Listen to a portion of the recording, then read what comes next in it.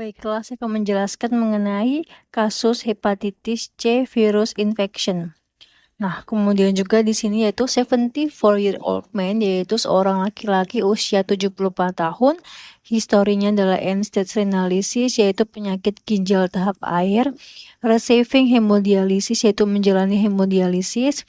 Presentation elevated liver transaminase, yaitu peningkatan enzim transaminase hati. No fever, no jaundice. Social history adalah doesn't drink alcohol. Vaccination completed hepatitis B vaccine series. Vital signs normal, BMI 24 kg per meter kuadrat. Vascular exam yaitu no sclera icterus, no hepatosplenomegaly. Laboratory findings yaitu positif for hepatitis C virus atau HCV-RNA. Past testing yaitu negatif for hepatitis C a few months ago.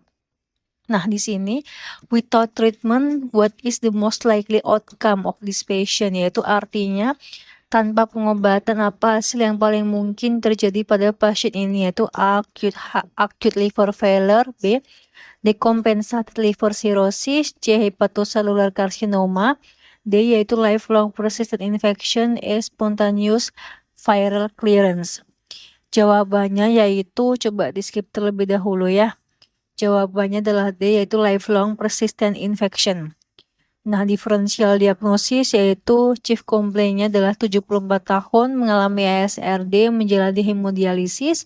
Chief complaint yaitu peningkatan enzim transaminase hati. Nah, pertama dari hatinya yaitu di sini bisa dari infeksi hepatitis C, B, A, dan juga infeksi CMV atau EBV.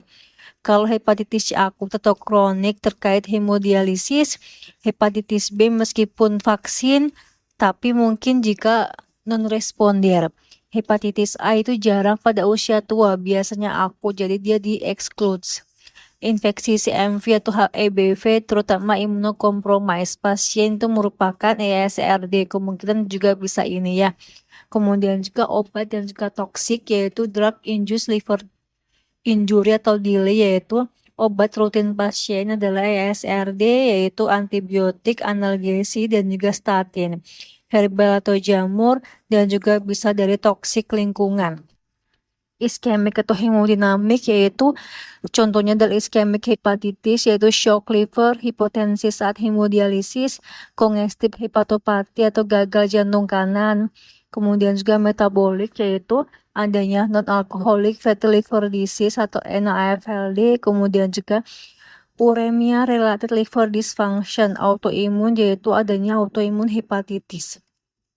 Nah, biliar atau saluran empedu yaitu obstruktif atau kolestatik, yaitu batu empedu atau kolelitiasi juga bisa mengalami kerusakannya. Kemudian juga obstruktif biliar yaitu tumor dan juga struktur. Lain-lain tuh bisa dari hemolisis yaitu peningkatan dari AST, malignansi hati yaitu hepatocellular carcinoma dan juga metastasis, dan juga amyloidosis pada pasien dialisis kronik. Kalimat intinya itu pasien ASRD plus hemodialisis, peningkatan transaminase paling utama pikirkan hepatitis, virus terutama HCV, delay, dan juga iskemik hepatitis. Nah, clinical reasoningnya yaitu di sini identifikasi kasus kunci yaitu usia 74 tahun, ASRD plus hemodialisis, yaitu resiko tinggi infeksi HCV, itu nosokomial. Peningkatan transaminase itu ada cedera hepatoseluler, kemudian juga tidak ada ikterus, kemungkinan asimptomatik atau ringan. HCV renal plus yaitu infeksi aktif, bukan sekedar paparan, 6 bulan lalu dia HCV min. Biasanya infeksi baru yaitu acute HCV. Jadi acute hepatitis C atau baru terjadi. Apa yang terjadi pada HCV akut yaitu ada dua kemungkinan, yaitu eliminasi spontan, clearance, menjadi kronik yaitu atau persistent infection. Probabilitas yaitu HCV kurang lebih 75-85% jadi kronik, hanya kurang lebih 15-25% yang sembuh spontan. Berbeda dengan HBV dewasa sering sembuh, HCV paling sering kronik. Faktor resiko kronik pada pasien ini yaitu usia tua 74 tahun, clearance menurun, ASRD plus hemodialisis yaitu imun menurun, Infeksi baru tanpa gejala itu khas HIV, silent kemudian tiba-tiba jadi kronis.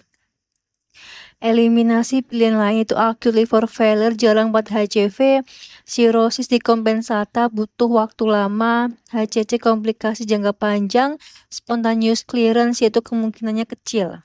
Nah, kesimpulannya outcome paling mungkin adalah infeksi persisten seumur hidup yaitu chronic HIV infection. Satu kalimat inti yaitu HIV sama dengan silent but chronic. Mayoritas pasien akan menjadi kronik bukan sembuh secara spontan. Nah, penjelasan kasusnya yaitu di sini definisinya hepatitis C yaitu infeksi virus yang menyerang hati menyebabkan peradangan hati atau peningkatan dari enzim hati. Pada kasus ini HIV RNA positif menyebabkan infeksi aktif. Baru negatif beberapa bulan lalu menyebabkan infeksi baru yaitu akut. Patogenesis yaitu infeksi HIV masuk, kemudian juga misalkan dari hemodialisis, menginfeksi hepatosit atau sel hati. Sel imun mencoba melawan, sebagian virus lolos dari imun atau immune evasion, virus tetap hidup dalam tubuh yaitu menyebabkan infeksi kronis. Patofisiologi HIV masuk ke hepatosit sehingga menyebabkan peningkatan AST atau ALT, peradangan kronik yaitu menyebabkan fibrosis sehingga terjadi sirosis yaitu butuh puluhan tahun. Kemudian juga pada pasien ini adalah ESRD, usia tua, imun lemah yaitu virus lebih mudah bertahan sehingga menyebabkan kronis. Nah, selain simptom plus alasan pada kasus ini tidak ada gejala atau asimptomatik karena HIV sering silent di awal, peningkatan enzim hati karena sel hati rusak sehingga enzim keluar ke darah. Jika ada gejala yaitu ikterus atau kuning, nyeri perut, lemas karena kerusakan hati menyebabkan peningkatan bilirubin, inflamasi hati. Kesimpulan yaitu HIV paling sering menjadi kronik, apalagi pada lansia, imun lemah yaitu ESRD HIV. Jawaban adalah infeksi persisten seumur hidup. Nah, kenapa yang lain salah plus kapan benar yaitu A.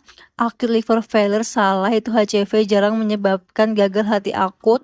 Benar jika hepatitis fulminan atau jarang, biasanya lebih sering pada hepatitis B atau obat. B yaitu decompensated cirrhosis yaitu salah, butuh waktu lama kurang lebih 20-30 menit. Pasien sudah tua kemungkinan tidak sampai tahap ini. Benar jika infeksi HIV kronik lama atau puluhan tahun sudah ada sirosis. C yaitu HCC salah, terjadi setelah sirosis kronik lama. Benar jika HIV kronik sehingga terjadi sirosis dan juga HCC. E yaitu spontaneous viral clearance yaitu salah, hanya kurang lebih 20% pasien yang bisa sembuh sendiri. Benar jika pasien muda sistem imun kuat. Satu kalimat inti adalah hepatitis C sama dengan silent but chronic, mayoritas jadi infeksi kronik bukan sembuh secara spontan.